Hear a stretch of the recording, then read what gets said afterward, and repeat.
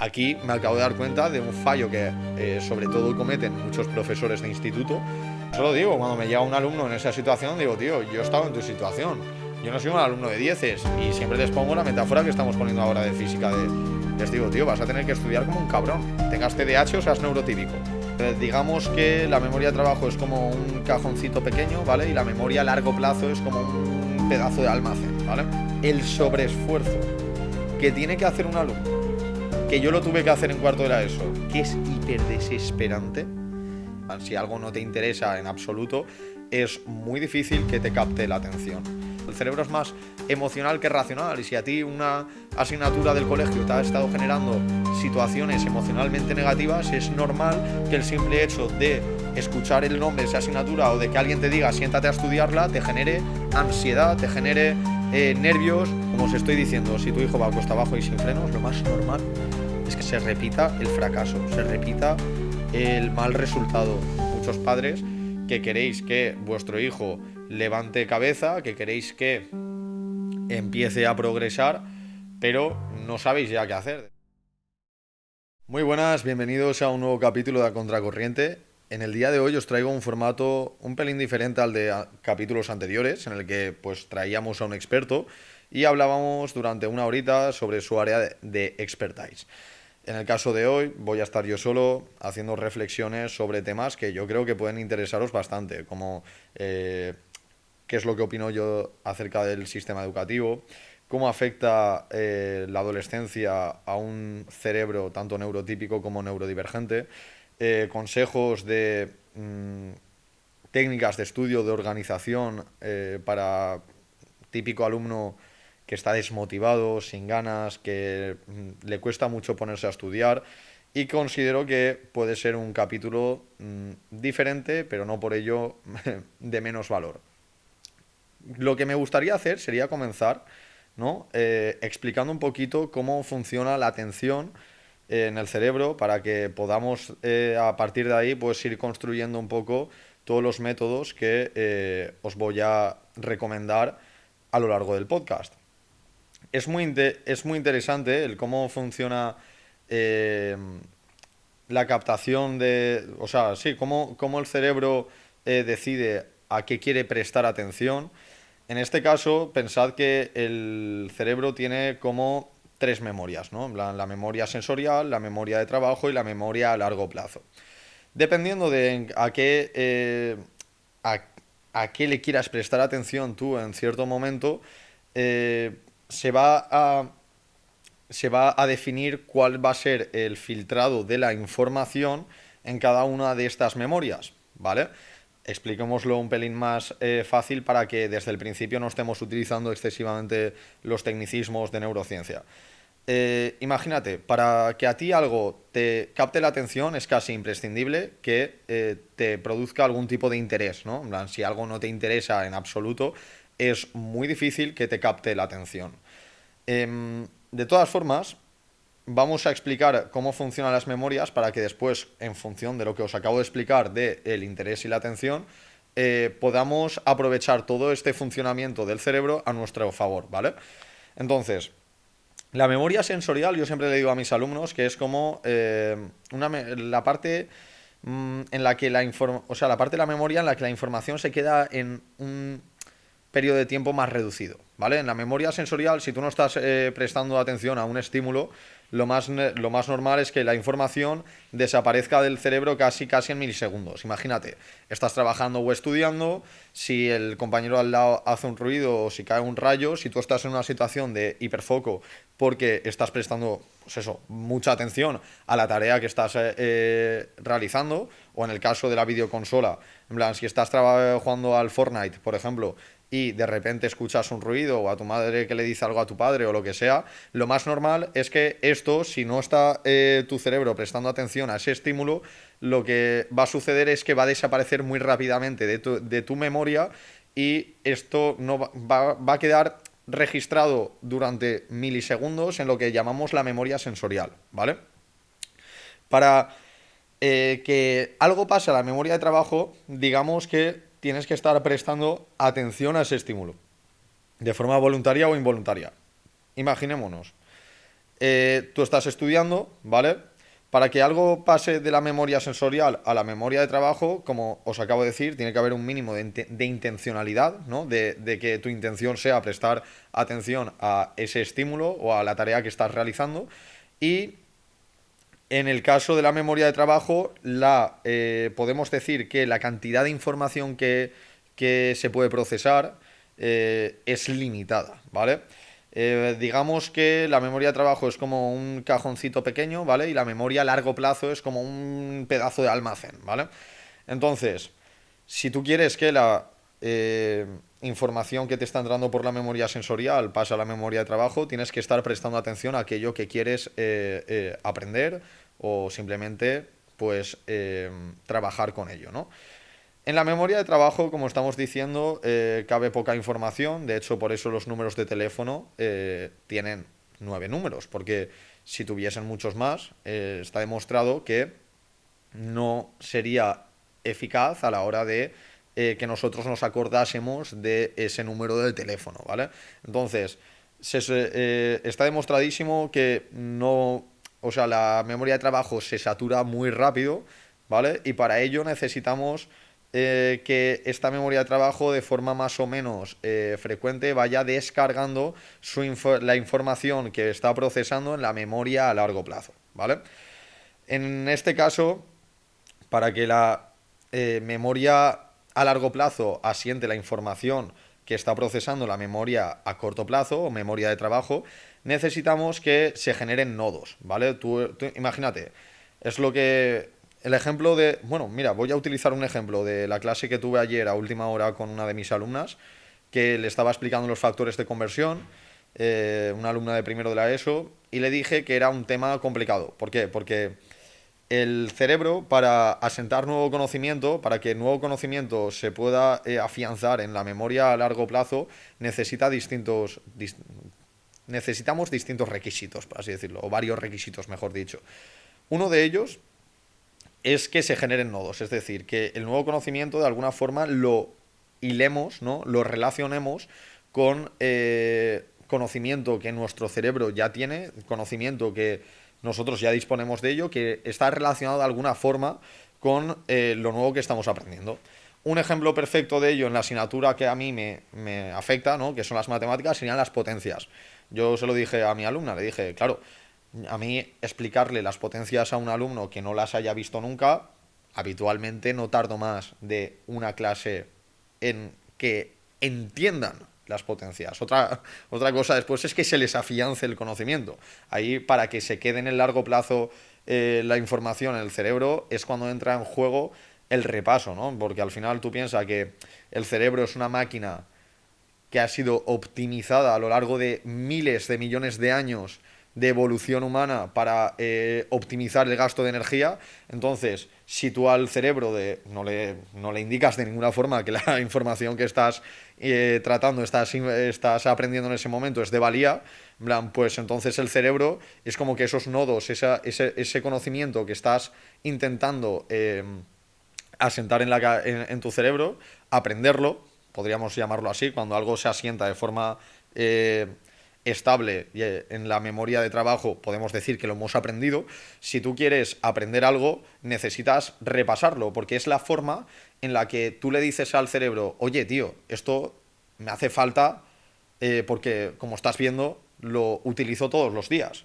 El cerebro, al ver que es algo que estás utilizando todos los días, lo detecta como algo, por así decirlo, imprescindible para su supervivencia, por decirlo de una forma entendible. Disculpa por interrumpirte, pero quiero ofrecerte algo que probablemente pueda ayudarte muchísimo. Si estás escuchando este episodio, quizás es porque tu hijo tiene TDAH o alguien de tu entorno cercano lo tiene.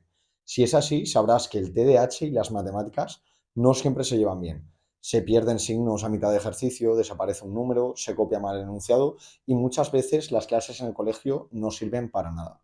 Quiero que sepas que entiendo tu situación perfectamente y que no es culpa tuya. Yo, de pequeño, lo pasaba fatal en el colegio, me desconcentraba rápido y sentía que no me enteraba de nada de lo que decía el profesor. Por eso, después de 7 años dando refuerzo en matemáticas y de especializarme en alumnado con TDAH, creé el método Despega, un método de aprendizaje diseñado a medida para las necesidades de los alumnos con TDAH. con sesiones dinámicas, estrategias de atención sostenida y recursos visuales, que el año pasado consiguió un 100% de aprobados entre todos mis alumnos. Si quieres que tu hijo recupere la confianza y mejore en matemáticas, escríbeme ahora a este WhatsApp, al número que aparece en pantalla. Tienes el enlace en la descripción y en las notas del episodio. Yo mismo te responderé todas las dudas y te contaré cómo podemos empezar.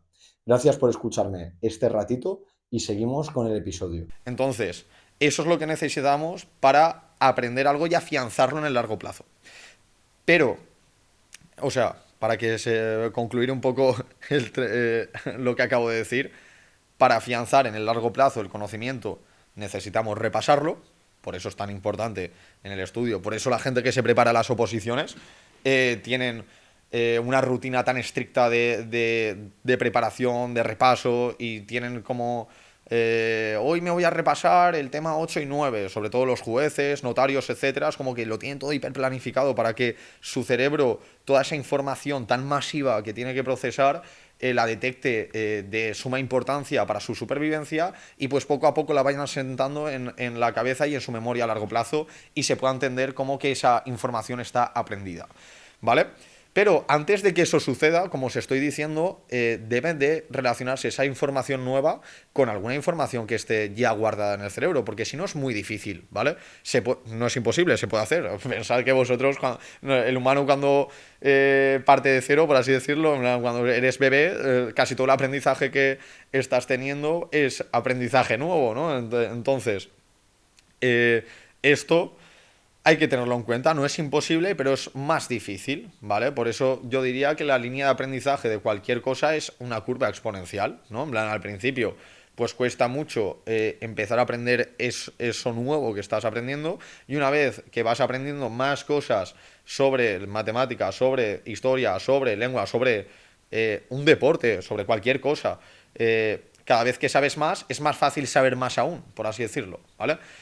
Pero es lo que os digo, siempre hay que buscar la forma de relacionar los conceptos nuevos que le estéis explicando a vuestros hijos, o si eres profesor, a tus alumnos. Siempre hay que buscar la forma de relacionarlos con algo que ya sabes que tu alumno controla. En el caso de las potencias, yo lo que suelo hacer: oye, tío, ¿cuánto es 2 por 2? 4. Y 2 por 2 por 2, 8. Y 2 por 2 por 2 por 2, 16. Vale, tú imagínate que ahora queremos multiplicar 8 veces el 2, ¿vale? Vale, perfecto. Buah, menudo pateo, ¿no? En plan, me suelen decir. Sí, sí, la verdad es que es un pateo. Entonces, yo no voy a poner, cuando me interese expresar un número en forma de multiplicación, yo no voy a poner 8 doses multiplicándose, ¿no? En plan, yo solo hago ver, tío, esto es un pateo, ¿no? En plan, expresar esto así. Me suelen decir, sí, la verdad es que sí. Y les explico, vale, pues de eso nace la potencia, ¿no? Y ya le estás relacionando directamente algo que tienen que aprender ahora, que es la potencia, con algo que ya controlan desde hace años, o deberían de controlar desde hace años, ¿no? Que es la multiplicación. Aquí me acabo de dar cuenta de un fallo que sobre todo cometen muchos profesores de instituto, que es dar por entendido que todos tus alumnos ya controlan todas las bases del tema nuevo que vas a explicar. Y esto es una putada, hablando en claro. ¿Por qué? Porque muchos alumnos no lo controlan, pero como ven que lo están dando por entendido y ninguno de los compañeros está levantando la mano en clase, pues dices, joder, no voy a ser yo el que levante la mano para decir, oye, ¿esto por qué? Porque muchas veces da incluso vergüenza, ¿no? Dices, hostia, es que si nadie está teniendo dudas de esto, probablemente sea porque es algo que tengo que tener controlado, y sea un concepto que sea muy básico, y lo tiene todo el mundo aprendido, y si yo levanto la mano y lo pregunto, voy a quedar como, entre comillas, el tonto de la clase, ¿sabes? En plan de, guau, este es el que no se entera de nada. Entonces, algo importantísimo que yo creo que diferencia a un profesor bueno de un profesor malo es el profesor que no da por entendido nada. El profesor de, empiezo un tema nuevo, por ejemplo, las potencias, y me aseguro, por mucho que el alumno el alumno privilegiado, el alumno que siempre saca ochos, eh, mm, suele ser una persona más madura que el resto. En plan, suele ser una persona que nadie le tiene que decir que se ponga a estudiar para que se ponga a estudiar, o que suele tener una capacidad muy alta para entender y aprender contenido nuevo. Entonces, tú no puedes dar la clase dirigida a ese tipo de alumnos. Tú tienes que dar la clase dirigida al tipo de alumnos, ¿no?, que sabes que están perdidos, ¿no? Entonces, si tú haces una introducción lenta a un tema, el alumno que va perdido te lo va a agradecer y al alumno privilegiado tampoco lo vas a perder, no le estás perjudicando, ¿sabes? Entonces, yo lo veo así, yo lo veo primordial, que tú ajustes, entre comillas, el nivel de la clase a los alumnos que más les cuesta tu asignatura o más carencias de base tienen, ¿vale? Por eso es muy importante, y yo lo aplico en todas mis clases, vamos a empezar un tema nuevo, como os estoy diciendo, construimos desde la base, que además es imprescindible para el aprendizaje, como os estoy diciendo. Si no comprobamos que esos nodos de conocimiento están asentados bien en el cerebro, yo antes de dar las potencias, a un alumno le debería de explicar las multiplicaciones, si veo que no está ese conocimiento consolidado. Porque si no estaría perdiendo el tiempo, ¿vale? Si no me aseguro al 100% de que el conocimiento nodal, ¿no? En plan, las bases de un conocimiento están asentadas, ese tiempo dedicado para que el alumno aprenda es tiempo tirado a la basura, sinceramente. Yo no puedo pretender que un alumno, por ejemplo, aprenda álgebra, ecuaciones, dicho de forma que lo entienda todo el mundo. No puedo pretender que un alumno aprenda ecuaciones si no controla la jerarquía de las operaciones. Es decir, ¿qué hago antes? ¿Una multiplicación o una suma? Si no controla las potencias, por ejemplo, porque después puede ser que bueno, puede ser no, a lo largo de su carrera como estudiante le van a aparecer las potencias también en las ecuaciones. Si no controla las fracciones, porque tal cual des las ecuaciones, el segundo o tercer punto del tema de ecuaciones va a ser ecuaciones con denominadores, es decir, ecuaciones con fracciones, por así decirlo. Por lo tanto, si no controlas el tema de fracciones, estás jodido. Y así sucesivamente. Esto, en matemáticas, que os estoy comentando de el por qué es imprescindible que un profesor trabaje desde la base del conocimiento, se ve mucho más que en cualquier otra asignatura. Yo siempre se lo digo a las madres, porque me dicen, ¡buah! Es que mi hijo lleva las matemáticas de primero de la ESO colgando. El año pasado en segundo de la ESO también le suspendieron, pero acabó aprobando raspado en la recuperación y le han pasado a tercero. Y yo me quedo ya con la cara blanca. Digo, ¡buah! Este chico lleva arrastrando las matemáticas desde hace, me está diciendo su madre, que unos 2 años. ¿Qué sucede con las matemáticas en este tipo de casos? Os lo explico. Tú, en historia, por ejemplo, es que es la asignatura que pongo siempre de ejemplo. Tú eres un alumno de segundo de la ESO, que no sé cómo está ahora el temario de historia en segundo de la ESO, pero yo me acuerdo que en mi época, cuando yo estaba en segundo de la ESO, el Imperio Alejandrino era uno de los temas que entraban en los exámenes. ¿Qué sucede? Que si tú no te aprendías el Imperio Alejandrino, pues yo qué sé, porque o no le has dedicado tiempo, o se te ha echado pues, lo típico de muchos colegios funcionan por semanas de exámenes. Entonces, quizás era el tercer examen de la semana y le habías dedicado mucho tiempo al primero y al segundo y ese te lo habías preparado como habías podido la tarde de antes. Entonces, si tú en historia el tema del Imperio Alejandrino no te lo aprendes, ¿vale? Pues igual haces un examen de mierda del Imperio Alejandrino y sacas un 3 o un 2. Pero ¿qué sucede? Que igual el tema siguiente, me lo invento, es la Revolución Francesa o la Revolución Industrial. ¿A ti no te afecta para nada el no haber aprendido bien y haber afianzado bien el Imperio Alejandrino para aprenderte la Revolución Francesa? Son temas independientes, por así decirlo. En cambio, hagamos este paralelismo en matemáticas. Pongamos que un alumno no ha aprendido en sexto de primaria bien las potencias y tampoco ha aprendido bien las operaciones combinadas. Lo típico, pues eso, que hay paréntesis, multiplicaciones, sumas, restas, potencias y hay un poquito de todo ahí mezclado en una operación. Pongamos que no lo ha aprendido. Y que es algo que, pues, desde el primer momento que lo dieron en clase no lo entendió, le dio vergüenza en su momento preguntarlo, entonces como nadie le ha resuelto la duda de forma personal, en ningún momento se le ha ido acumulando ese concepto que nunca ha llegado a controlar como tal, y llega al siguiente tema. y llega el siguiente tema y en vez de números naturales son números enteros. Hostia, se empieza a liar la situación, porque claro, si a un alumno que de normal las potencias, fracciones, paréntesis y todo esto se le complica, de repente además le dices, oye, que ahora además de el 1, 2, 3, 4, 5, te van a existir también los números negativos. Que además es algo que a muchos alumnos se les atraviesa. Que de repente toda la vida les han dicho que 5 menos 7 no se puede hacer porque a un número más pequeño no le puedes restar uno más grande, y de repente llega a sexto de primaria o primero de la ESO y les dicen, ahora sí, ahora 5 menos 7 es menos 2. Y ya se quedan, pues ya muchos se quedan desubicados incluso teniendo bien entendido lo anterior. Y imagínate cómo se queda el alumno que no ha entendido bien los números naturales. El que ya le estaba costando hacer operaciones combinadas con el 1, el 2, el 5, el 7. Imagínate cuando le metes que, como ahora ya pueden aparecer en cálculos números negativos, llega la siguiente parte de la historia, la ley de los signos. El menos por menos, el menos por más, el más por más y todo esto. Hostia, ahí ya se está empezando a hacer una bola de nieve enorme. Enorme. En plan, porque ya es, hostia, no he entendido bien la jerarquía de las operaciones. El tema de fracciones habitualmente también me ha costado. Y ahora llega y además me dicen que hay números negativos. Y me dicen además que puedo multiplicar signos. Que el menos por menos da más, que más por menos da menos, etcétera. Ya la bola era así y pasa a ser así.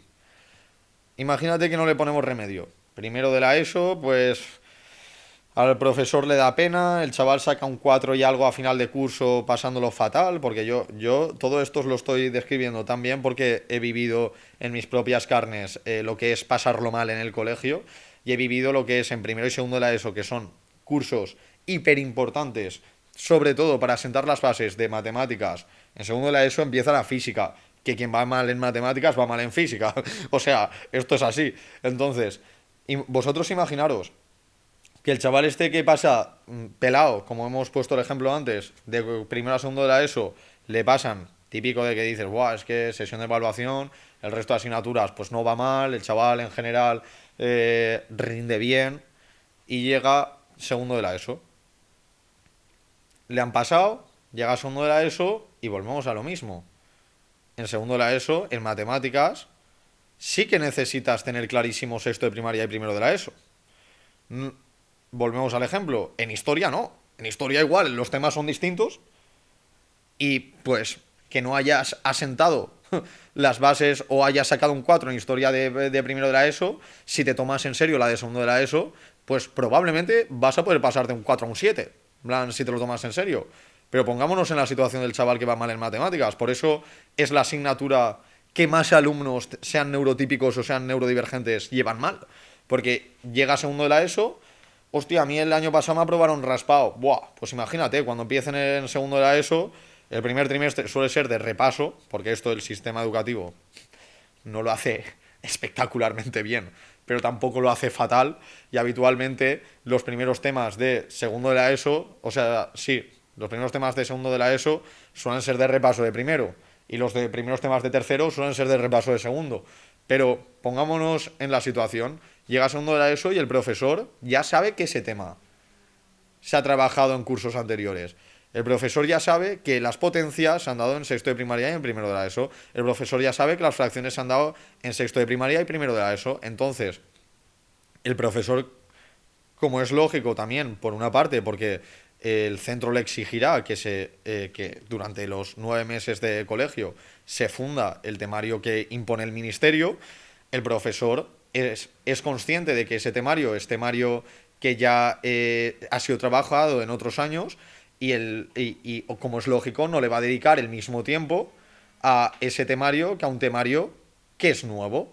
En el caso de segundo de la ESO, un temario que suele ser nuevo son los monomios, los polinomios, las ecuaciones. Algunos colegios dan ya las de segundo grado, otros colegios que van más avanzado incluso se funden en segundo de la ESO los sistemas de ecuaciones. Entonces, hay que ponerse también en la piel del profesor, ¿no? Ellos tienen a 30 alumnos en clase es bueno, como he dicho antes, que se adapten a los alumnos más rezagados, pero claro, por otro lado tienen al director del centro diciéndole, oye, que te tienes que fundir el tema del temario del curso, porque lo impone el ministerio. Y si no te fundes el temario del curso, ya tercero de la ESO, va a empezar el curso en general, todos los alumnos van a empezar con menos nivel del que se requiere para un tercero de la ESO. Entonces, ahí hay como un conflicto de intereses entre lo que necesitaría realmente el alumnado y lo que impone el ministerio al profesorado, que es como que choca mucho, ¿vale? Si tú al alumno que no ha aprendido bien estos temas en cursos anteriores, no le vas a poder dedicar el tiempo necesario, que es lo que estoy diciendo, porque ese temario que ya está dado, pues el profesorado se organiza el tiempo de clases, las horas lectivas, se las organiza de forma que obviamente el temario que ya está dado años anteriores quieren que les ocupe y les consuma el mínimo tiempo posible para cuando llegue el temario nuevo. Entonces, si esto es así, tu hijo, si ya ha empezado con la base oxidada, yo me pongo en su situación, que cuando vas mal en una asignatura eres consciente de que vas mal en ella y muchos alumnos no quieren, como he dicho ya antes, llamar la atención en clase. O sea, tú no quieres ser el pesado que está todo el rato levantando la mano y está frenando el ritmo de avance de la clase, porque a muchos les da vergüenza. Yo me acuerdo en cuarto de la ESO de física que, que yo no me enteraba de una mierda de física, para mí me estaban dando la clase en chino, todo lo que yo tenía asentado, todo el conocimiento que yo tenía bien asentado en mi memoria a largo plazo, se lo fundieron en 3 semanas o en mes y medio, como mucho, y todo lo demás empezó a ser contenido nuevo. Yo me acuerdo de pasarlo fatal en clase, pero fatal es fatal, porque digo, es que hay tantísimas cosas que no estoy entendiendo que no sé ni por dónde empezar a preguntarle al profesor.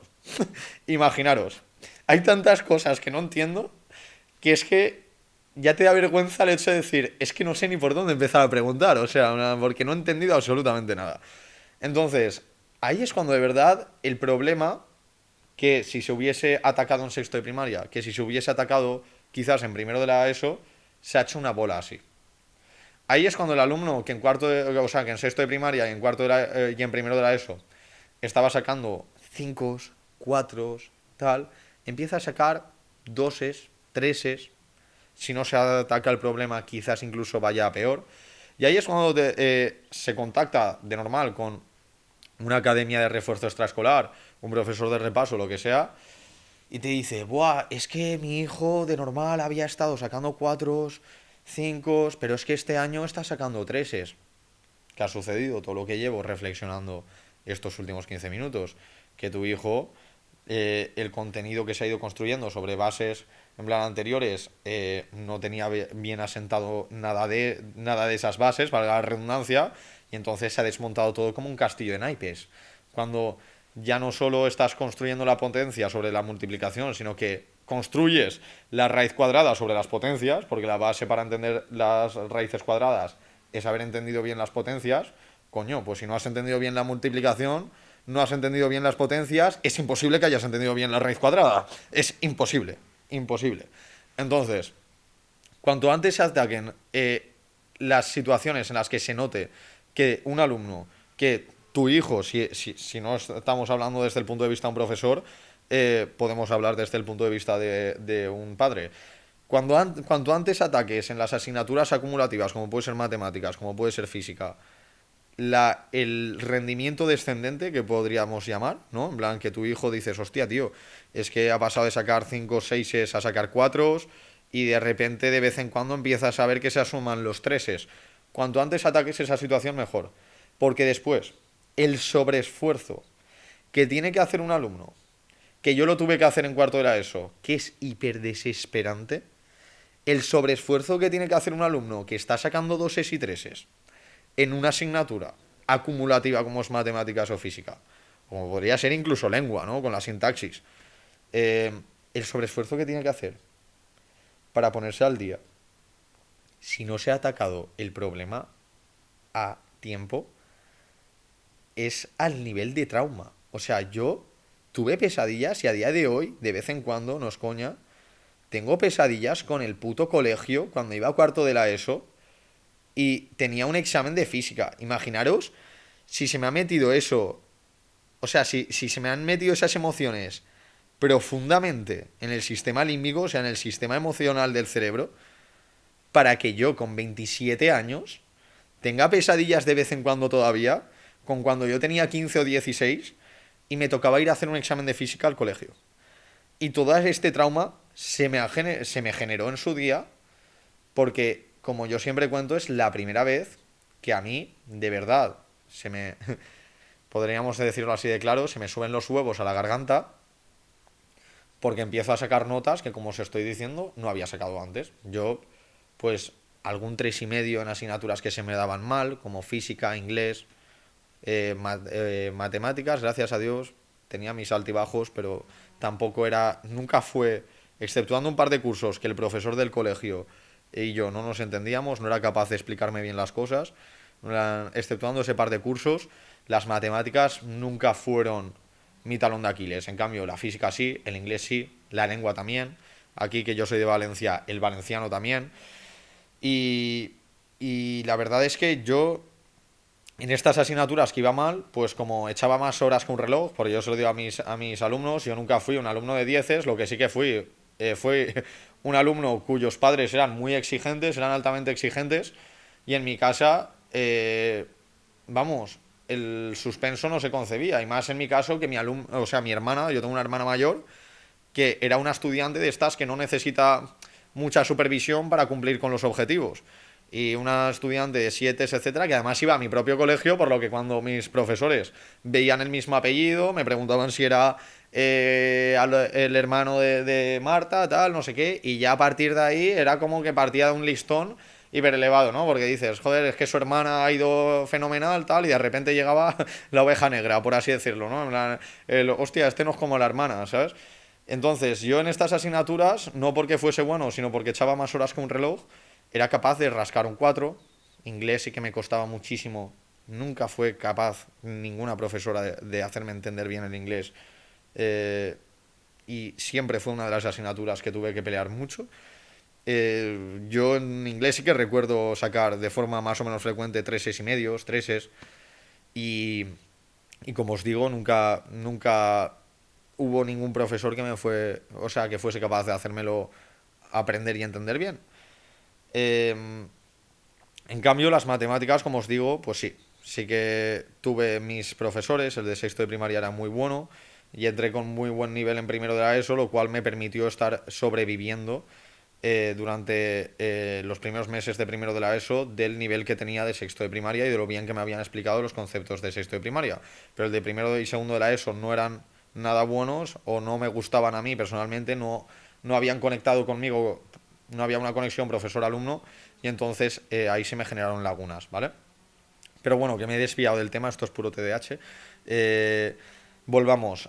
Cuarto de la ESO, física, mi año de pesadilla. Mi año de trauma, mi año que me sigue generando a día de hoy pesadillas. ¿Qué sucedió en cuarto de la ESO? Es la primera vez en mi vida, por eso nos habíamos desviado, porque os quería contar que yo, cursos anteriores, pues sí que había suspendido. Además, no era un alumno que fuese raro el suspenso, como así con mi hermana sí. Yo en mi caso sí que solía aprobar a final de curso todo aprobado pelado que decía mi madre, pero lo solía sacar. Y en cuarto de la ESO es la primera vez que veo que digo, hostia, esto va en serio, la física de este año es jodida de la hostia y no estoy siendo capaz, por muchas horas que eche de estudio, no estoy siendo capaz de sacarla adelante. He hecho horas y horas y horas, pero el ritmo de avance del profesor era tan exagerado comparado con mi ritmo de avance en plan, o sea, mi línea de aprendizaje, por así decirlo, aceleraba a 20 kilómetros por hora, que no es que estuviese mal, pero es que el ritmo de la clase avanzaba a 50. ¿Qué sucedía? Que yo esto muchas veces se lo explico a las madres de mis alumnos. Les digo, oye, que tu hijo no es que no le estén aprovechando las clases. Tu hijo lo que sucede es que parte de un 1, tu hijo ha llegado a nuestras clases sacando unos, pero es que tu hijo, si yo le enseño, pongo un ejemplo que siempre se entienden mejor las cosas. Si a tu hijo le ha sacado un 1 en el anterior examen, que le han preguntado las ecuaciones de segundo grado y las de primer grado, imaginémonos, Si de repente llega el siguiente examen, que ese temario ya ha sido preguntado en un examen anterior, cuenta menos nota y además aparece temario nuevo, como podrían ser, por ejemplo, los sistemas de ecuaciones, que van a contar más porque es un temario que más reciente, no preguntado en exámenes y tal, y le bajan la nota a las ecuaciones de primero y segundo grado, igual tu hijo en el examen con el que llegó al refuerzo extraescolar sacó un 1 porque no sabía hacer las ecuaciones de primer y segundo grado, las aprende, que no quiere decir que no esté avanzando, tu hijo sí que está avanzando, aprende ese contenido, que en el siguiente examen cuenta menos porque es un contenido ya preguntado, igual lo que no ha entendido en el siguiente, que es lo que me pasaba a mí en física y química de cuarto de la ESO, lo que no ha entendido en el siguiente es el nuevo temario, los sistemas de ecuaciones. Y dices, hostia, es que ha estado estudiando más que nunca, pero la nota no lo refleja. Claro, es que cuando se genera esa bola de nieve tan grande, tu hijo tiene que hacer un sobreesfuerzo, que es el que me tocaba hacer a mí, flipante, tiene que dedicar más horas que nunca me haya dedicado en su vida, porque tienes, si el ritmo de avance del profesor es de 50 por hora, tú imagínate, vamos a poner la metáfora perfecta. El profesor parte 100 metros por delante tuyo, que es que el profesor está dando el temario al ritmo de avance de la media de la clase, que la media de la clase teóricamente debería ser aprobados. El profesor va al ritmo de la media de la clase y tú vas 3 o 4 puntos por detrás de la media de la clase. El profesor avanza a 50 kilómetros por hora y tú estás 100 metros por detrás del profesor. Si tú empiezas a avanzar a 20 kilómetros por hora, ¿quiere decir que no estés avanzando? No, sí que estás avanzando. Pero el profesor va a seguir distanciándose, porque él va a 50 y tú vas a 20. Entonces, de aquí un mes o 2 meses, ¿quiere decir que tú no hayas aprendido? No, tú sí que has aprendido. Yo sí que aprendía en física de cuarto de la ESO. Pero mi profesor, que ahora está a 100 metros mío, ha avanzado mucho más de lo que he sido capaz de avanzar yo. Y entonces, ahora en vez de estar a 100 metros, está a 150 metros. ¿Qué pasa? Que yo ahora sí que he aprendido, pero en vez de estar sacando doses, estoy sacando 1,5. ¿Pilláis la metáfora? Entonces, ¿qué tienen que hacer estos alumnos? Yo se lo digo, cuando me llega un alumno en esa situación, digo, tío, yo he estado en tu situación. Yo no soy un alumno de 10 y siempre les pongo la metáfora que estamos poniendo ahora de física de... O sea, siempre les pongo mi ejemplo personal de física de cuarto de la ESO. Les digo, tío, vas a tener que estudiar como un cabrón. Tengas TDAH o seas neurotípico. Vas a tener que estudiar como un cabrón. Esto es así. ¿Por qué?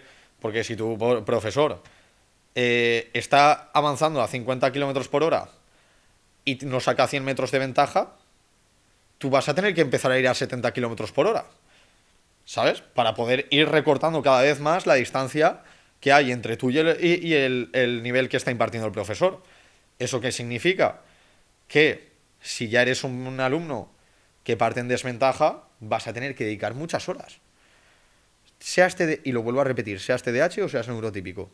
Si eres TDAH te pasará como a mí, que te va a cundir menos el tiempo, lo que quiere decir que las horas van a ser incluso más. Si un neurotípico que estuviese en esa situación tuviese que dedicar de media 1 hora y media al día, imagínate, un TDAH va a tener que dedicar 2 o 2 y media. Porque si tenemos en cuenta los despistes, el que de repente, lo que me sucedía a mí, que de repente estás enfrente del libro y no hace falta ni siquiera, mi madre me definía como, es que mi hijo pasa una mosca por al lado suyo y se queda mirándola. Es que a veces ni la mosca, es que a veces estás así y la dopamina en el cerebro TDAH es una locura, ¿no? La potencia que tiene. Y si lo que estás haciendo en ese momento, las tareas que estás haciendo no te llaman nada la atención, no te despiertan nada de dopamina, cualquier recuerdo de lo que haya sucedido ese día en clase, de un sueño que puedas tener tú, algo que te gustase cumplir o lo que sea, todo eso va a segregar mucha más dopamina, por lo que va a tener muchísima más potencia en tu cerebro para desviar tu atención. Entonces, muchísimas veces es que no hacía falta ni que pasase la mosca por mi lado para que me despistase. Entonces, eso que hacía que un neurotípico con 45 minutos, 1 hora de dedicación, era capaz de sacar el trabajo adelante, a mí me hacía falta 1 hora y media o 2 horas. Y mi madre siempre utilizaba la frase de, es que yo no sé qué hace tantas horas encerrado en la habitación, porque es que la verdad es que si le cundiesen todas las horas que está encerrado en la habitación, sacaría 10. Pues ya te digo yo, ¿qué sucedía? Pues que no me cundía ni la mitad, que a mí de 1 hora aprovechaba media hora o 20 minutos. Y a día de hoy esto hay que sumarlo a los móviles. Vamos, si a mí, yo siempre soy a las madres, gracias a Dios que a mí me pilló la etapa de esta que os estoy diciendo, me pilló en un momento en el que las redes sociales eran cosas incipientes, o sea, estaba todo muy al inicio, todo muy verde, pero las redes sociales que a día de hoy son máquinas de generación de adicción que están diseñadas literalmente para captar tu atención y aumentar al máximo posible el tiempo que dedicas en la red social, vamos, yo no me quiero ni siquiera imaginar lo que habría sido yo a día de hoy estudiando. O sea, un caso de fracaso escolar 100%. Si a mí en esos años que os estoy diciendo que era simplemente, o sea, era suficiente con que mis pensamientos, o sea, mis propios pensamientos eran suficientes para desconcentrarme, imaginaros si me hubieseis dado un móvil. O sea, ya apaga y vámonos. O sea, y yo recuerdo también, cuidado con los niños y los adolescentes que son más listos que el pan. O sea, ahora ahora los padres tenéis una lucha muy complicada, porque yo sé que muchos de vosotros, si fuese por vosotros, le quitabais toda la tecnología para ponerle a estudiar en la habitación y como os estoy diciendo, incluso incluso así sería capaz de desconcentrarse vuestro hijo, como os estoy diciendo, pero vamos, sé que muchos de vosotros os gustaría llegar a esa situación, le voy a quitar toda la tecnología. Pero es que yo me acuerdo que incluso cuando me quitaban el ordenador, el móvil, etcétera, siempre encuentras algún dispositivo electrónico o juego de mierda, que en mi caso eran los que regalaban en Foster's Hollywood, cualquier juego de mierda, o sea, que puedas encontrar, te va a ser mucho más atractivo para dedicarle tiempo que el ponerte a hacer el ejercicio de matemáticas, el análisis sintáctico o lo que sea. Cualquier distracción va a ser buena.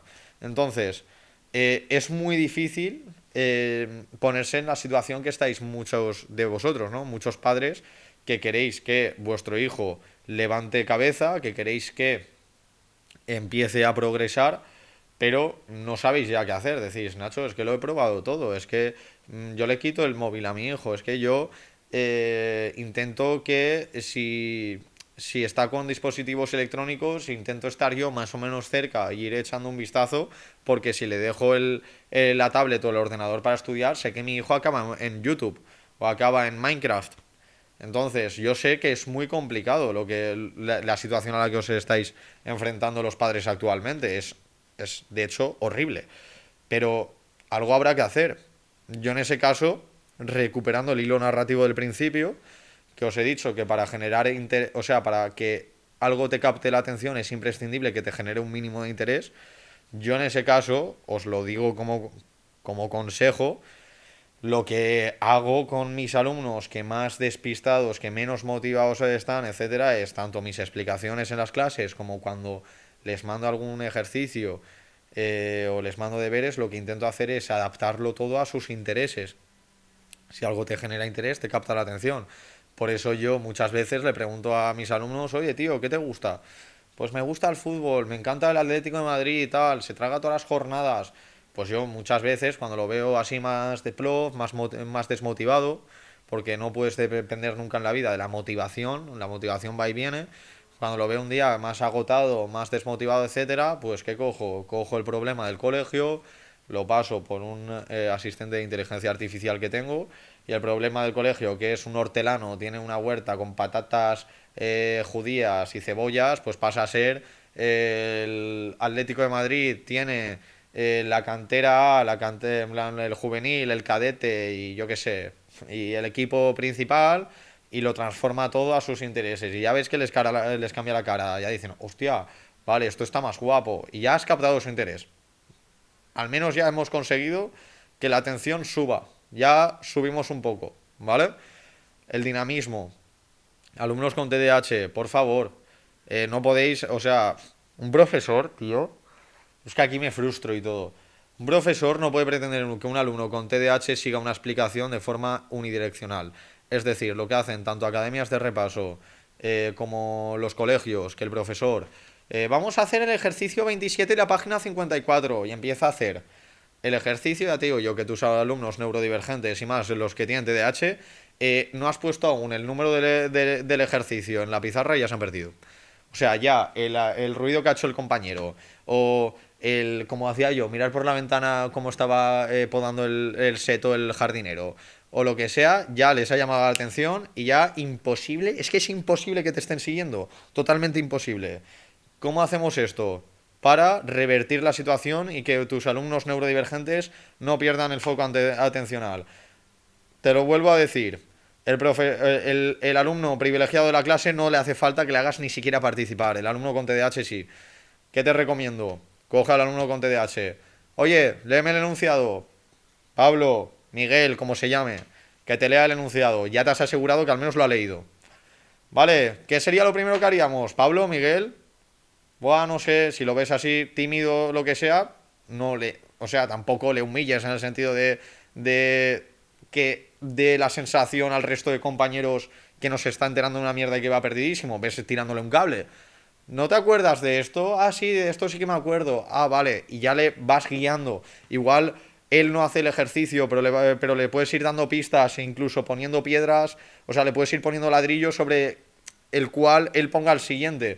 De esta forma, si tú haces la clase en la cual cojas a tu alumno TDAH, a tus alumnos TDAH y les hagas siempre participar en los ejercicios, te vas a asegurar que los alumnos con TDAH en tu clase 100% van a seguir el hilo de la explicación, porque no hay otra. Si tú a tu alumno con TDAH le estás haciendo preguntas de forma constante, que es lo que hago yo en mis clases, vale, ¿y ahora qué hacemos? ¿Y te acuerdas de esto, tío?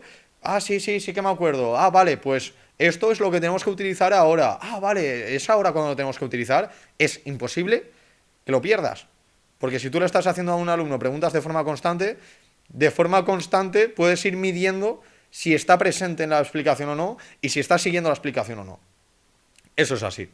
Entonces, esto es algo que yo recomendaría a todos los profesores aplicar en las aulas, porque te lo vuelvo a decir, el alumno que saca 8 y 9 no necesita que le estés sacando la pizarra, no necesita que le estés preguntando para seguirte, porque es un alumno que probablemente se va a enterar de todo, aunque lo esté haciendo el alumno con TDAH de la clase, es un alumno que va a llegar a casa y va a tener mayores capacidades para prestar atención a la tarea, y es un alumno que, en definitiva, sin estar encima de él vas a conseguir que siga el nivel de lo que estás explicando. En cambio, al TDAH, como lo dejes ahí apartado en el final de la clase, aunque lo tengas enfrente, si es que te estoy diciendo que el alumno con TDAH solo necesita sus pensamientos, o sea, una película mental ya es suficiente para que un alumno con TDAH pierda la atención. Eso es así. Entonces, si tú no le haces participar en la dinámica de la clase de alguna forma, para que la clase sea bidireccional, ¿no? En plan, yo pongo este ladrillo, tú pones el siguiente, yo pongo este ladrillo, tú pones el siguiente. Si tú no haces una dinámica de ese tipo, el alumno con TDAH te lo vuelvo a repetir que habrás puesto ejercicio 27, habrás puesto el 27 en la pizarra y ya no te estará prestando atención. Eso es así. A mí me llega a pasar que si estoy 40 segundos sin hacerles participar, ya les digo, ya les hago una primera pregunta de, bueno, ¿y entonces ahora qué? ¿Eh? ¿Eh? Ya no saben dónde estoy. O sea, es que hay que lanzar. Yo en mi caso lanzo preguntas igual cada 15 segundos o 20 segundos. ¿Y ahora qué? ¿Y te acuerdas de esto? ¿Y entonces esto cómo lo utilizamos? ¿Sabes? Constantemente. No se puede perder la atención del alumno en ningún caso. ¿Vale? Esto en cuanto a dinámicas de aprendizaje es imprescindible. La docencia unidireccional no sirve con alumnos con TDAH. Casi te podría decir que con alumnos neurotípicos tampoco es la más óptima, ¿vale? Pero con alumnos con TDAH no es que no sea la más óptima, es que es directamente una mierda, hablando en claro. Entonces, ya hemos visto cómo funciona la atención, ya hemos visto cómo los alumnos con TDAH necesitan que las tareas les despierte un mínimo de interés, porque como tienen un déficit de atención, necesitan que la tarea les despierte un mínimo de interés. ¿Cómo logramos que les despierte ese mínimo de interés? Con lo que yo os he dicho, adaptando los ejercicios a sus aficiones. Si tú a un chaval que le encanta el Atlético de Madrid le haces un problema de matemáticas en el que hablemos de goles, de jugadores del Atlético de Madrid, etcétera, ya tienes al alumno ganado, ya tienes al alumno detrás del ejercicio. Eso es así. Os lo digo por experiencia, porque como os he dicho, tengo una herramienta que me ayuda a hacer eso.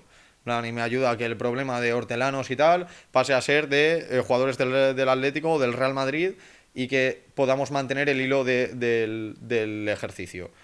Después, también, ¿qué es necesario? Es necesario también que hagamos un mínimo de asistencia a su planificación y que le ayudemos a tener métodos de estudio. ¿Por qué? Porque yo me acuerdo también lo mal que lo pasé en algunas asignaturas que, como os he dicho, el inglés, el valenciano, la lengua, las lenguas en general a mí se me daban fatal. Es porque yo fuese de ciencias, porque ahí sale muy fácilmente, les sale a los padres y a los profesores, no, es que este chico es muy de ciencias, o este chico es muy de letras, no, es que igual ese chico en su puta vida le ha enseñado a alguien a cómo estudiar lo que está llevando mal, que es lo que me pasaba a mí. Yo recuerdo que las pocas tardes que tenía la motivación y la energía suficiente como para decir, venga, vamos a coger esta asignatura que normal llevo mal y me la voy a poner, en plan, y la voy a sacar adelante, o me voy a poner una hora a ver si hago algo. Yo había veces que esa motivación la perdía por el simple hecho de no saber estudiarla. Es que yo abría el libro de valenciano y no sabía ni siquiera por dónde empezar, no sabía qué ejercicios eran importantes, no sabía cómo hacerme una planificación de estudio realmente eficaz para poder prepararme el examen, porque como no sabía qué ejercicios eran relevantes, no sabía a qué ejercicios dedicarle tiempo o a qué cosas dedicarle tiempo para prepararme el examen. Entonces, como no sabía hacer ninguna de estas dos cosas, no sabía prepararme un examen. Y si no me sabía preparar un examen, era perfectamente lógico que llegase el día del examen y sacase mala nota. Eso le pasa así de alumnos, que quizás no es que no tengan capacidad, sino que simplemente no saben organizarse, no saben cómo estudiar, no saben hacer una planificación. Esto en los TDAH es muy típico, ¿no? La procrastinación, el hecho de no sé estudiar o esta asignatura no me gusta. Además, se suelen crear círculos viciosos de pensamientos y de creencias en los cuales, como esto no me gusta, no le dedico tiempo o procrastino y me lo dejo todo para el día de antes. Como os he explicado al principio del podcast, para asentar un conocimiento en la memoria a largo plazo hace falta el repaso, por lo que los atracones de estudio el día de antes en muchas asignaturas, sobre todo como os estoy diciendo las acumulativas, son totalmente inútiles. En plan, lo único que vas a conseguir es pues meter un poco la información así, pues como cuando en un cajón no caben las cosas y las metes así a presión y cierras el cajón como puedes, pues eso es un apretón de estudio el día de antes en asignaturas acumulativas, en las cuales, pues es lo que te digo, muchos alumnos con TDAH procrastinan porque no les gusta la asignatura, porque muchas veces tienen una relación emocional negativa con la asignatura, ¿no? Lo cual es completamente normal. Si es una asignatura que te ha hecho suspender durante años, que esos suspensos además en casa han venido acompañados de broncas, castigos, tensiones, etcétera, es normal que el simple hecho de escuchar el nombre de esa asignatura te genere tensión, porque es completamente normal, así funciona el cerebro es más emocional que racional, y si a ti una asignatura del colegio te ha estado generando situaciones emocionalmente negativas, es normal que el simple hecho de escuchar el nombre de esa asignatura o de que alguien te diga siéntate a estudiarla te genere ansiedad, te genere nervios. Y muchas madres me dicen, es que no pueden ni escuchar hablar de esta asignatura. Normal, es completamente normal. Entonces, ¿qué sucede? Que se genera un círculo vicioso. Soy malo en esto. Como soy malo, no me gusta. Como no me gusta, no dedico tiempo, lo dedico a última hora. Como no dedico tiempo, dedico a última hora, suspendo. Como suspendo, refuerzo la idea de que soy malo en esto. Y como soy malo en esto, pues ya seguimos con el círculo vicioso. Y eso es otro de los problemas que hay que resolver cuanto antes con los alumnos. ¿Cómo lo resuelvo yo? Como os estoy diciendo, adaptándole la asignatura lo máximo posible para que le sea lo más llevadera posible. Si la asignatura trata entera de fútbol, si le encanta el fútbol, si la asignatura trata entera de coches, si le encantan los coches, pues ya reducimos un poco la fricción. ¿Es esto mano de santo? No, esto no va a ser ya suficiente para que tu hijo en matemáticas pase del 0 al 10, pero ya reducimos la fricción. Ya las matemáticas, el ratito que tenga que estar dedicándole, ya le va a entrar de otra forma, ¿no? Va a ser, pues, más cómodo el hecho de sentarse a estudiar. Si a esto le añadimos la dinámica activa de docencia, ¿no? Si eres su padre o si eres profesor de repaso, que le vayas haciendo el estudio más dinámico, menos monótono, ¿sabes? Una persona con TDAH no soporta el aburrimiento, por lo que una persona con TDAH no va a soportar estar con los codos así, mirando el libro. Entonces, si tú le haces el estudio más dinámico, más participativo, también vamos a reducir un pelín más de fricción. Sigamos reduciendo fricción. ¿Cómo podemos incluso llegar a que sea una asignatura que pueda pasar en plazo de meses, como mucho un año, de ser una asignatura traumática a una asignatura que le guste? Yo en mi caso eh, me hago amigo de mis alumnos y me sale de forma natural. Soy una persona que empatizo muchísimo con mis alumnos, porque como os estoy diciendo, me siento reflejado. O sea, cuando les veo pasarlo tan mal, cuando les veo que me llegan totalmente desmotivados, que no saben ni por dónde les están metiendo los golpes, por así decirlo, yo me he sentido así. Entonces yo empatizo muchísimo con ellos y además soy una persona bastante curiosa y con muchos hobbies. Entonces siempre encuentro puntos de unión con ellos, ¿no? Al que le gusta el fútbol, pues quizás yo no soy el más forofo del fútbol, pero sigo las jornadas. Entonces puedo hablar con él de eso. Como yo puedo hablar con él de eso, los ratos de estudio también se le hacen más a menos. ¿Por qué?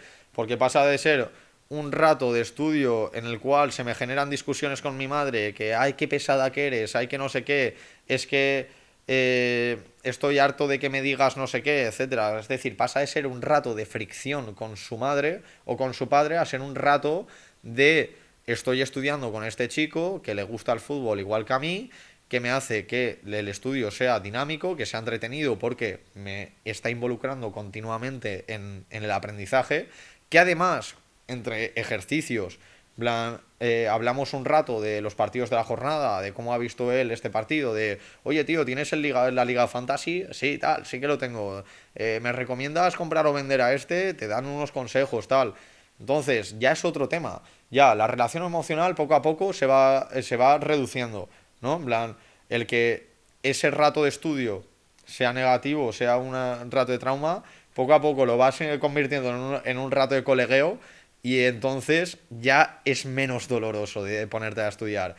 Como le adaptas muchas veces cuando ves que el tema es muy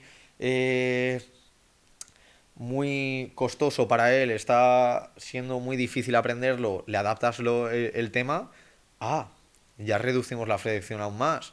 Entonces, es como ir poco a poco cogiendo cosas que ninguna de ellas es el santo grial, pero todas ellas juntas ayudan mucho a que tu hijo, esa relación negativa que tiene con el estudio, esa relación eh, incluso negativa que se puede extrapolar a otras partes de la casa, porque no sois las primeras que me decís, no, es que quiero, o sea, no serías la primera madre que me dice, no, es que yo me quiero desentender de las labores relacionadas con el estudio porque noto que está empezando a ser un problema que está afectando a mi relación padre-hijo o madre-hijo. No serías la primera. Tampoco serías la primera que me dices, no, es que estoy viendo que el hecho de que, o sea, el tema académico con mi hijo está siendo ya motivo de discusión incluso con mi marido, ¿sabes? En plan de, es que yo no puedo estar más encima, es que no sé qué, es que dile tú porque de mí pasa. Entonces, esto, cuanto más lo externalicéis, menos fricciones va a generar dentro de la casa.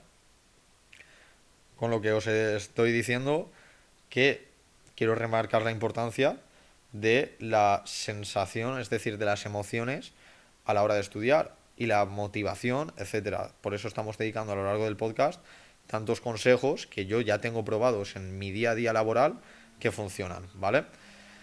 Otra de las cosas que quiero remarcar antes de acabar del podcast, ¿no? Es la adolescencia. Muchos me decís, no, es que la adolescencia... A ver, la adolescencia ya tenemos que tener en cuenta, para los que no todo el mundo tiene que saber de todo, por lo tanto entiendo que un padre no tenga por qué saber qué cambios se producen en el cerebro a nivel de cambios de desarrollo cerebral, vale la redundancia, que ya ha sido comprobado por la neurociencia, pero es que en la adolescencia el cerebro cambia por completo, o sea, está la talasináptica en la adolescencia, se produce mucha talasináptica, que lo que quiere decir es que muchos mecanismos, muchas cosas que se han aprendido durante la etapa de la niñez se tienden a cortar, por así decirlo, a olvidar, a reformular es una etapa de tránsito entre la niñez y la etapa adulta.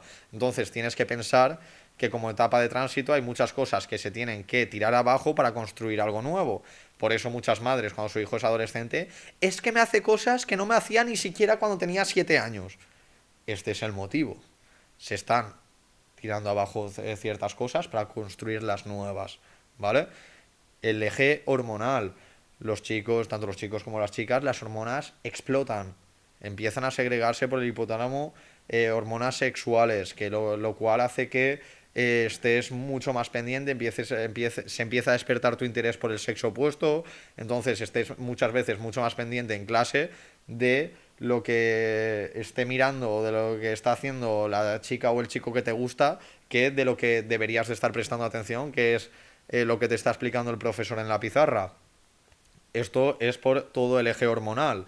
Después, los niveles de dopamina. Se ha demostrado que los niveles de dopamina en el cerebro adolescente, comparados con un cerebro adulto o un cerebro en la etapa de la niñez, los niveles basales, por así decirlo, el nivel de dopamina que tiene tu cerebro en la adolescencia, si no está sucediendo nada que te despierte esa motivación, son más bajos que los que tiene un niño o un adulto si no hay nada que le despierte la motivación. Pero esto es una espada de doble filo. ¿Por qué? Porque también se ha demostrado que en el cerebro adolescente aquellas cosas que les llama la atención son capaces de generar un pico de dopamina mucho más alto que el que genera en un cerebro de un niño o en un cerebro o en un cerebro adulto algo que les está llamando la atención. Es decir, es malo si nada te llama. Podemos concluir diciendo que si nada te llama la atención, te lo va a llamar mucho menos y te va a motivar mucho menos que si eres un niño o un adulto, pero si algo te llama la atención te va a motivar muchísimo más y te va a generar muchísimo más entusiasmo siendo un adolescente que si eres un niño o un adulto. Entonces, este cambio también hay que tenerlo en cuenta. Por eso le digo a muchas madres con TDAH, cuando me llaman para que les dé consejos acerca de si... Cuando me llaman para que les dé consejos para acerca de si puedo echarles un cable en los estudios de su hijo, les pregunto muchas veces la edad. Cuando tienes 12, 13, 14 años, todos estos cambios que te estoy diciendo y muchos más se están generando. Y como se están generando, tú imagínate un TDAH que ya de por sí la dopamina funciona de forma distinta, la dopamina y la noradrenalina funcionan de forma distinta en un TDAH que en un neurotípico, tú imagínate sumarle a eso todo el cambio que te estoy diciendo del cerebro adolescente, que un TDAH también lo experimenta. Entonces, es como que le estás añadiendo más leña al fuego, ¿sabes? Entonces, más que nunca va a ser necesario tener un apoyo que te ayude a que esta etapa tan difícil de cualquier persona, pues afecte lo mínimo posible al terreno educativo, ¿no? A tu ámbito académico, ¿no? Porque ya de por sí, pues es lo que te digo, si un TDAH tiende a perder la atención en clase, con todo esto que os he dicho, la va a perder el triple cuando sea adolescente y se va a perder el triple. Entonces, también es uno de los motivos por los que se genera esa bola de nieve. Y esa bola de nieve en la ESO suele crecer de forma exponencial, en gran parte también ayudado por los cambios que tiene el cerebro en la etapa de la adolescencia, ¿vale? También os digo que el cerebro TDAH, a todo esto hay que sumarle que mucha gente no sabe que un cerebro TDAH suele tener un retraso madurativo. La corteza prefrontal del cerebro, hay que tener en cuenta que la corteza prefrontal del cerebro es la que utilizan las personas, la que utilizamos las personas para las funciones ejecutivas. ¿Qué coño son las funciones ejecutivas? Te estarás preguntando, Nacho. Las funciones ejecutivas son aquellas que nos permiten planificar, razonar, pensar, organizar, todo lo que un TDAH suele tener dificultades para hacer. Entonces, ¿qué narices sucede con un cerebro TDAH? Que esta parte del cerebro tiene un retraso madurativo habitualmente. Este retraso madurativo se ve reflejado, por eso se ve reflejado en todo esto. Y por eso muchas veces hacen falta las adaptaciones curriculares, porque teóricamente sería injusto que si yo, que tengo TDAH, tengo menos capacidad para planificarme, organizarme, pensar, estudiar, trabajar, etcétera, me exijas lo mismo que alguien que no lo tiene, ¿no? En plan, si yo esta parte del cerebro la tengo menos desarrollada, es injusto que me exijas lo mismo que el compañero del pupitre al lado que no tiene TDAH, que lo tiene que tiene esa parte del cerebro desarrollada al nivel que debería estar desarrollado en un niño de 12 años. Un niño de 12 años con TDAH igual tiene esa parte del cerebro desarrollada al nivel de uno de 9 o de 10 años. Entonces, no sería justo, por eso son tan importantes también en los casos que sean necesarios las adaptaciones curriculares, porque si no, estás siendo injusto con el alumno. Entonces, esto es algo también a tener muy en cuenta, ¿vale? Entonces, en la etapa de la adolescencia, si un cerebro con TDAH vaya con un retraso madurativo, además esta parte del cerebro hay que tener en cuenta también que tarda en desarrollarse. Creo que está demostrándose que se acaba de desarrollar en torno a los 25, entre 25 y 30 años es cuando la corteza prefrontal del cerebro acaba de construirse por completo, ¿vale? Entonces, es lo que os estoy diciendo. Si un adolescente ya de por sí esta parte del cerebro la tiene menos desarrollada porque está como tal empezando a realizarse las conexiones, ¿no? En plan, se están empezando a realizar de verdad las conexiones con la parte de las funciones ejecutivas del cerebro, se está empezando a madurar en el aspecto de responsabilidad, autonomía a la hora de pues organizarse, etcétera.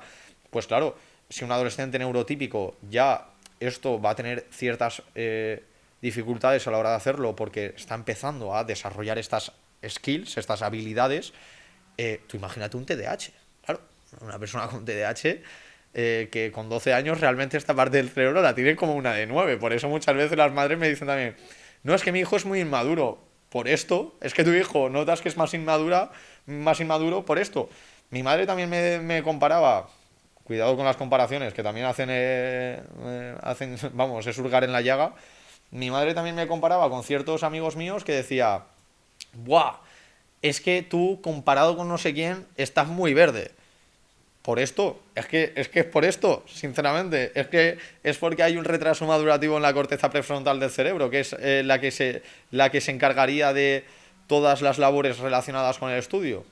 Entonces, para ir concluyendo el podcast, que esto, como veis, yo me voy por las ramas, pero espero que la información que os haya aportado sea de la máxima valía, ¿vale? Para ir concluyendo el podcast, cosas que son importantes. Tener en cuenta que un niño con TDAH, un adolescente, una persona con TDAH, tiene un retraso madurativo que, sobre todo en los años de la adolescencia, se va a notar más, ¿vale?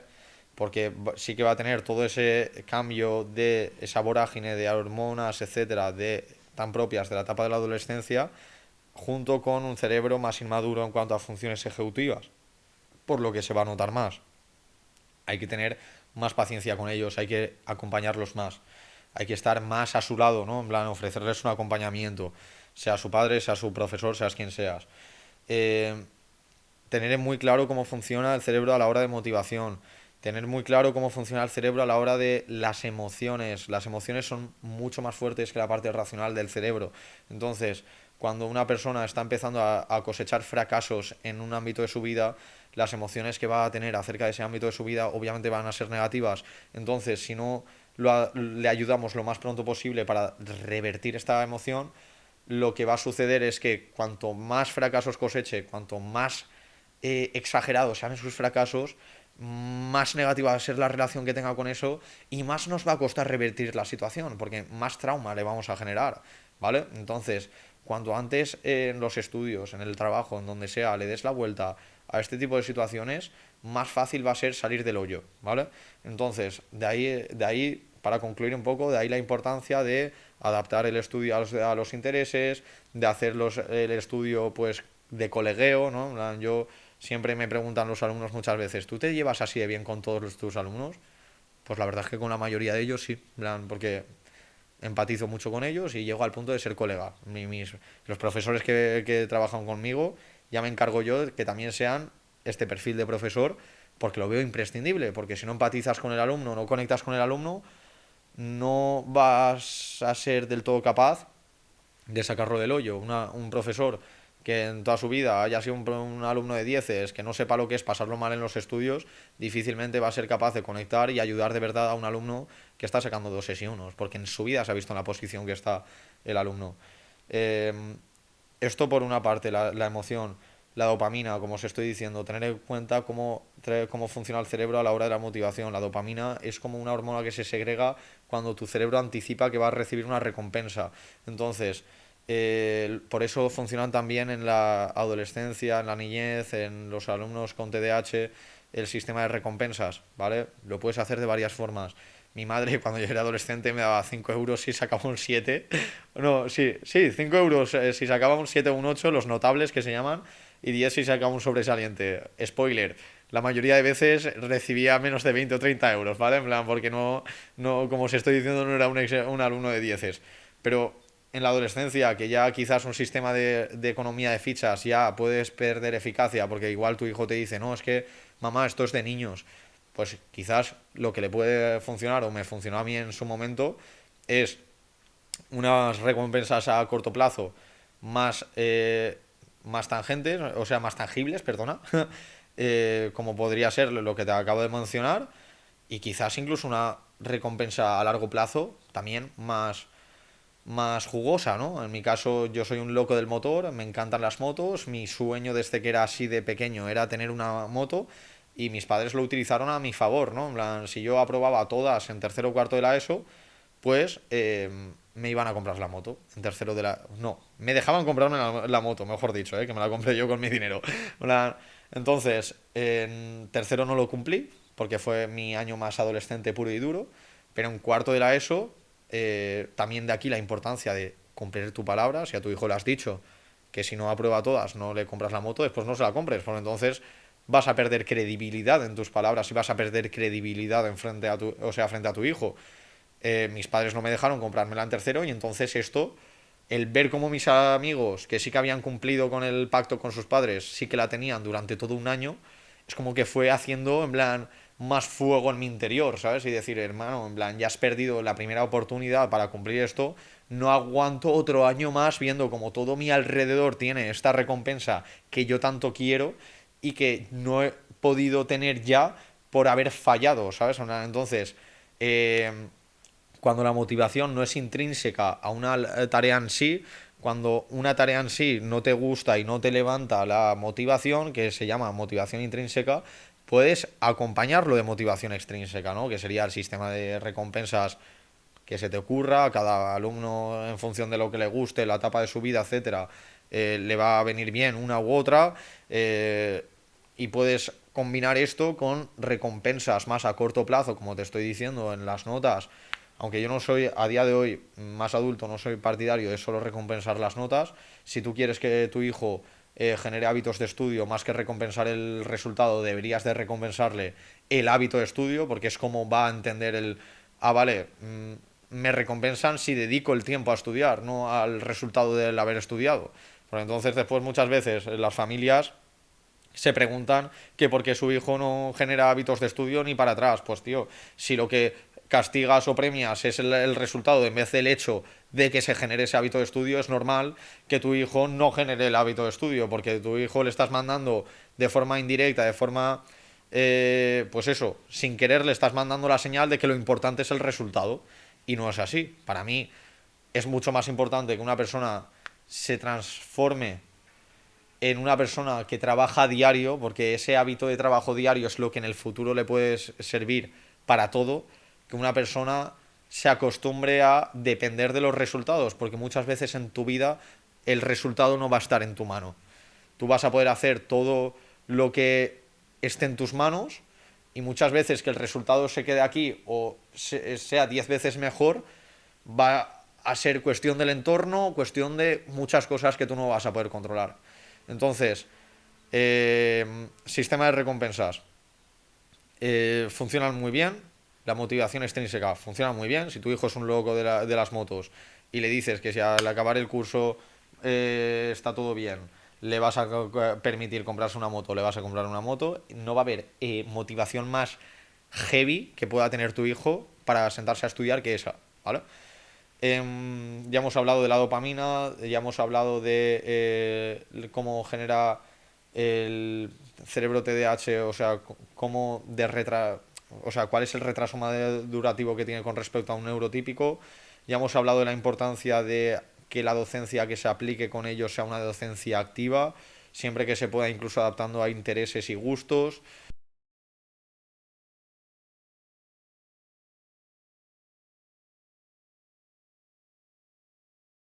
Mejor eso que nada. Entonces, muchas veces lo importante no es la cantidad de tarea que le mandemos, que le hagamos hacer al estudiante en casa, sino la calidad de la tarea, ¿no? El hecho de, pues igual si hemos dado potencias, pues no le pongas 3 ejercicios de potencias, porque igual para el examen van las potencias, fracciones y operaciones combinadas, me invento. Pues con que haga uno de cada, pues esos 15 minutos ha repasado todo y no le hemos sobresaturado, no le hemos reventado a hacer tareas, ¿vale? Esto también es muy importante. Y nada, en cuanto a consejo final para cerrar el podcast, eh, ¿qué os voy a decir? Mira, os voy a dar un consejo que me nace de dentro y que en la altura del curso que estamos, para los primeros que vean el podcast, creo que les va a ser de enorme valía, o sea, de un valor enorme. Eh, Estamos en diciembre. El curso de momento ha pasado septiembre, octubre y noviembre. Ha pasado el primer trimestre. Hay, como os estoy comentando, 2 o 3 asignaturas que son acumulativas. Y que si tu hijo a día de hoy lleva tiempo yendo cuesta abajo y sin frenos, como me decía mi madre a mí, si tu hijo ya va cuesta abajo y sin frenos, es muy difícil que él solo le dé la vuelta a la situación. Con esto estoy diciendo, contratadme para dar clases de repaso, contratad un profesor de repaso, me da igual. No quiero que parezca que aquí estoy haciendo publicidad o mandando mensajes subliminares. Lo digo de verdad para que tu hijo no se hunda en la miseria, siendo sincero. Si le puede ayudar un amigo vuestro, un amigo suyo. Hay una técnica de estudio que es el estudio grupal. Con esto estoy diciendo que igual os podéis ahorrar el dinero. Os estoy dando consejos de verdad desde el querer ayudar a vuestros hijos. Yo en bachillerato no tuve refuerzo extraescolar más que de matemáticas, porque para mí era muy importante las mates. Ponderaban doble tanto las de ciencias como las de letras para donde quería acceder, y sí que tuve refuerzo de mates porque no me podía permitir no entrar en el grado. Pero en muchas otras asignaturas hicimos piña, en plan, nos reuníamos para estudiar online en Skype los compañeros de clase, y el que iba mejor en una asignatura le ayudaba al otro. Así, en plan, fuimos capaces de subir el nivel todos en todas las asignaturas. Entonces, el estudio grupal está demostrado que tiene su efecto y tiene mucha potencia.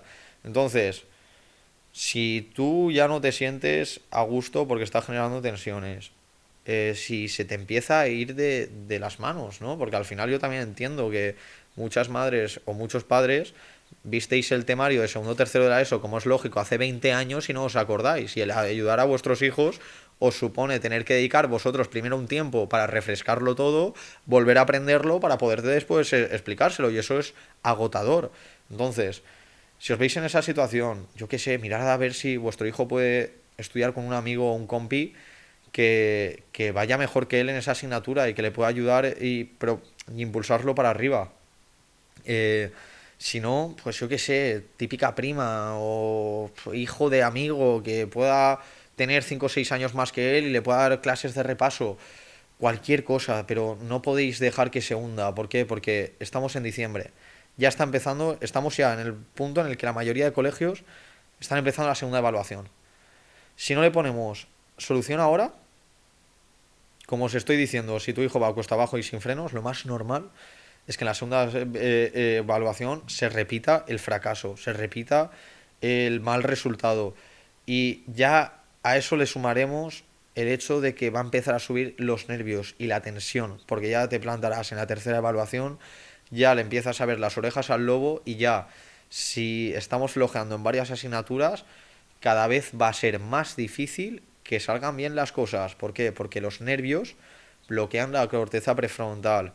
Los nervios son el sistema límbico. Las emociones, como os he dicho varias veces en el podcast, son más fuertes que la parte racional del cerebro.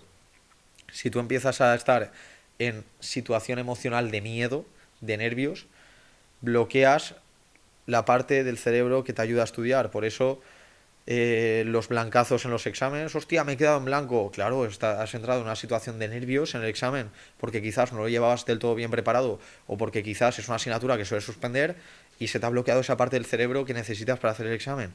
En plan, entonces, coño, no dejemos que llegue la tercera evaluación y tu hijo esté o sea, solo frente al peligro, ¿no? Porque ahí empiezan los nervios tanto de tu hijo como vuestros, ¿no? De, hostia, estamos en marzo, abril, la tercera evaluación está ahí, hemos suspendido la primera con un 3 o un 4, en la segunda hemos ido para abajo y ahí vienen las llamadas de milagro, ¿no? El descuelgo la llamada, llamo a Pepito o a Menganito que se dedican a dar clases de repaso y le pedimos milagros a Lourdes, ¿no? En plan, milagros a Lourdes, de, hostia, no, es que mira, es que mi hijo lleva mal las matemáticas desde principio de curso, no hemos aprobado en ningún momento, tal, y es que si no aprueba las matemáticas, repite curso, porque lleva las de este año y las del pasado, y está suspendiendo lengua, por lo que está el caldo de cultivo perfecto para repetir, y entonces ahí entiende que tu hijo empieza a entrar en pánico, ¿no? En plan, porque toda la vida le han dicho que repetir es malo, nadie quiere verse con los pequeños, en plan, entonces, coño, estamos en diciembre, pongámosle solución al tema antes de que esto se tuerza de verdad. Y antes de que después llegue, o sea, llegue junio, boletín de notas, tu hijo creo que tiene que repetir o tu hijo va a pasar por los pelos y volvamos al inicio del podcast, ¿no? Todo lo que sucede cuando en una asignatura, que hay muchas en el plan educativo que son acumulativas, mínimo la mitad, las lenguas, física y química son acumulativas, plan, coño, no dejemos que la bola de nieve se haga grande, porque acabarán en un disgusto. Y si tu hijo quieres que en el futuro tenga opción de, ya no te digo estudiar un grado universitario, a mí, siéndote sincero, no soy muy de titulitis. Y yo doy tan, o sea, para mí es tan válida una salida como otra. La FP para mí me parece tan perfectamente válida como una carrera universitaria. Pero coño, es que hasta para llegar a la FP tienes que sacártela eso, tío. Entonces, joder, no compliquemos más el tema de lo posible, ¿no? En plan, sinceramente, yo sé que la situación económica en muchas familias es complicada. Tener un hijo con TDAH requiere mucho gasto, gasto en psicólogo, gasto en medicinas, eh, gasto en la psiquiatra, quizás. Sé que es mucho gasto, quizás no va mal solo en mates, sino que va mal en mates y en inglés. Entonces es academia de inglés y academia de mates. Pero joder, intentémosle ponerle remedio. Hay 10.000 recursos. La inteligencia artificial es un recurso nuevo que se puede utilizar como si fuese un profesor de repaso. Se puede hacer. Puedes programar profesores de repaso de inteligencia artificial que ayuden a tu hijo. Hay 1.000 recursos. Estamos en 2025, vamos a entrar en el 26. Hay 1.000 recursos, vídeos de YouTube, inteligencia artificial, estudiar con un amigo, estudiar con, en plan, que le dé clases su prima o su primo por un precio la hora casi ridículo. En plan, hay 1.000 recursos, hay 1.000 cosas, pero por favor, no lo dejéis solo. No lo dejéis solo porque el problema va a ir a más. Y de verdad que cuando te llega un alumno con la autoestima minada, con la motivación por los suelos, y con un nivel muy bajo, no es imposible, pero es exageradamente difícil darle la vuelta a la situación. Así que nada, me quedo con este mensaje para vosotros y nos vemos en el siguiente podcast. Hasta luego.